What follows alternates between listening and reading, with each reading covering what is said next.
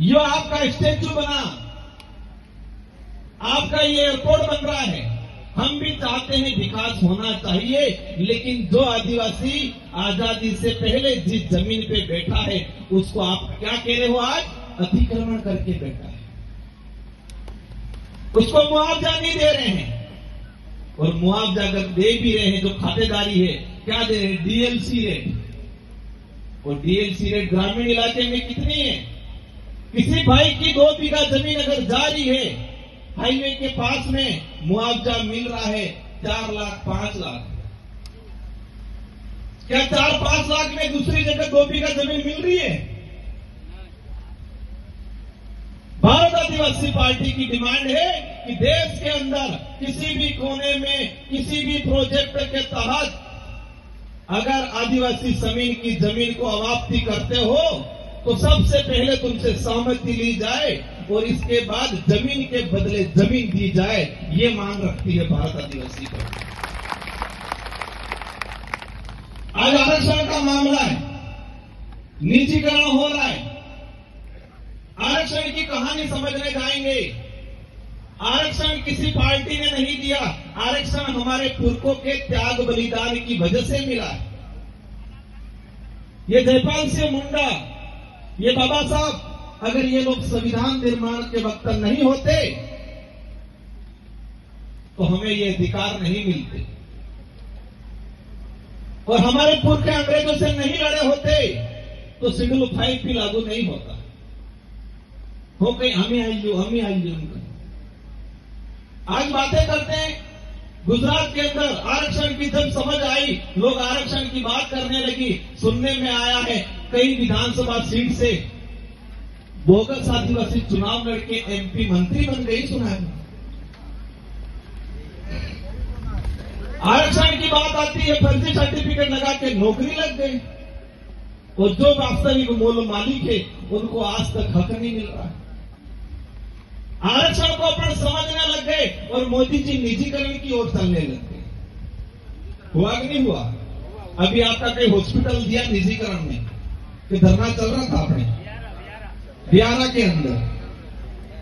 निजीकरण के अंदर मैंने खुद ने पार्लियामेंट में कहा है कि देश के अंदर धीरे धीरे जितनी सरकारी नौकरियां नहीं है, इतने निजीकरण प्लेसमेंट एजेंसी के तहत कार्मिकों को लगाया जा रहा है।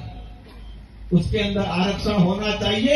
ये बात भारत आदिवासी पार्टी कर रही है। अगर निजीकरण भी कर रहे हो, प्राइवेट कंपनी में के अंदर भी 100 कर्मचारी लग रहे हैं, उसके अंदर भी रिजर्वेशन पॉलिसी बननी चाहिए। ये भारत आदिवासी पार्टी मांग रही है। क्या ये बात राष्ट्रीय पार्टी वाले बोल रहे हैं? ईद कहीं धर्म की रक्षा कर दिया पड़े कहीं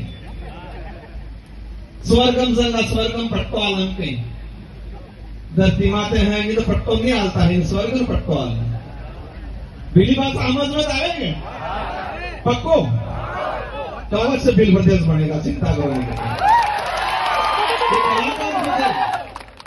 हमारे जो गायकार थे तीनों भाइयों को मैं धन्यवाद देना चाहूंगा, और हमारी शायद छोटी बहन भी कहीं आई है, उनको भी धन्यवाद देना चाहूंगा। ये जब आप गा रहे थे मैं तब महसूस कर रहा था, अंग्रेजी शासनकाल के दौरान अंग्रेजों को हमारे पुरखों ने गीतों के माध्यम से चेताया, भजनों के माध्यम से, भक्ति के माध्यम से उनको चेताया। अंग्रेजों को समझ में नहीं आया तो अंग्रेज क्या करने लग गए कि ये लोग नाच रहे हैं कि विरोध कर रहे हैं। लेकिन हमारी संस्कृति है, और इस संस्कृति में गीतम माध्यम से के दमदमावे केवो गीत सड़े और केवो घुमरो माड़ी ने केवो कलाकई के बाहर पड़े दाड़े माथे आदमी हेड़ी। तो वही चीज मानगढ़ में भी, क्योंकि किताब में क्या पढ़ाया जा रहा है, मानगढ़ के अंदर गोविंद गुरु महाराज के नेतृत्व में भक्ति आंदोलन हो रहा था। भक्ति आंदोलन हो रहा था तो नरगण काहे जोड़ो बजाड़ो तक अंग्रेजन दिक्कत थोड़ी कर देते, वो बिलराज की मांग कर रहे थे। और ये बात हम सबको मानना पड़ेगा कि गोविंद गुरु महाराज को जब मानगढ़ से गिरफ्तार करके गुजरात में अपना ये कौन सी कोर्ट में पेश किया, अंग्रेजी शासन व्यवस्था में भी कोर्ट चलता था, तो जो सिपाही गोविंद गुरु महाराज को कोर्ट में पेश करने के लिए लेके गए तो उन सिपाही जज ने पूछा क्या जुल्म किया है उसने। उन सिपाहियों ने कहा ये राज विरोधी काम कर रहा है। तो क्या राज विरोधी काम कर रहा है? तो अलग बिलराज की मांग कर रहा है। ये उस समय जजमेंट में लिखा हुआ है। उस गोविंद गुरु महाराज को जब जज के सामने पेश किया तो उस समय सिपाही ने कहा है, और जो जजमेंट उस समय जो कोर्ट जज ने जो आदेश निकाला था उनको जेल किया कि ये बिलराज की मांग कर रहा है, इसलिए इसको जेल भेजा जाए। ये लिखा हुआ। 1500 आदिवासी मर गए। देश आजाद हुआ।